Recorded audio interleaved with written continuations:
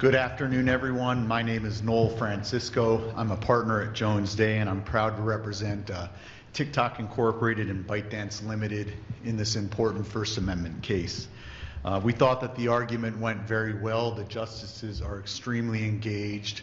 They fully understand the importance of this case, not only for the American citizens of this country, but for First Amendment law generally and the rights of everybody.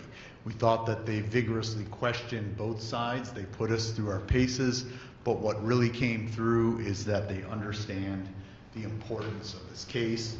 We're very hopeful of a favorable decision. I'd just like to emphasize a few points that came up during the argument.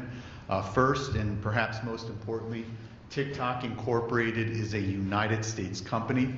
It's incorporated in the state of California. It's got thousands of employees based here in the United States. The government does not dispute that it is a bona fide U.S. subsidiary operating in the United States in accordance with all of the applicable principles of American corporate law. Second, ByteDance Limited is a private company. It is a private holding company that is based in the Cayman Islands.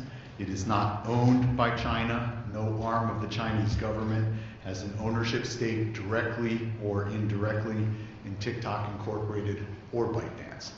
ByteDance, rather, is 58% owned by global institutional investors, including very large American institutional investors like Susquehanna and General Atlantic. It is 21% owned by its employees, many of whom are American employees here in the United States, and it is 21% owned by one of its founders, who is a Chinese national living in Singapore. Third, TikTok Incorporated exercises independent judgment with respect to the algorithm in the United States. The source code for the algorithm is brought into the United States and stored on servers located in Virginia.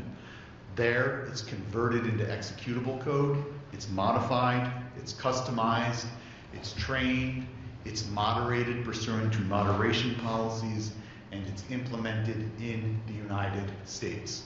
So when TikTok Incorporated implements the recommendation in the United States, that is very much TikTok Incorporated's speech. That is the speech of a U.S. entity speaking in the United States.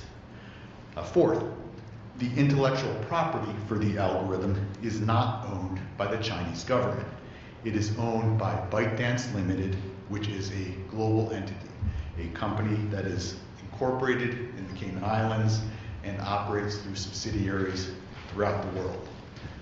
And then my final substantive point is that the United States government concedes that it has no evidence that China has ever attempted to date to control the U.S. TikTok platform. It concedes that China has not attempted to censor content on the platform in the United States. It concedes that China has not attempted to misappropriate user data in the United States.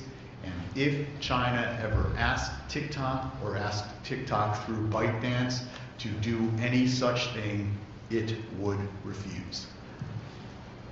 I think what we heard today in oral arguments, when all of the lawyers were up, were the important First Amendment principles at stake here.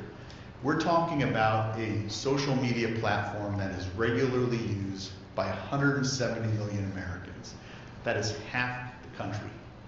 This country has never taken the step of shutting down the speech platform, much less such an important speech platform, because, as the government effectively concedes in its briefs, it's afraid that the content that could come out on that platform might be, dangerous.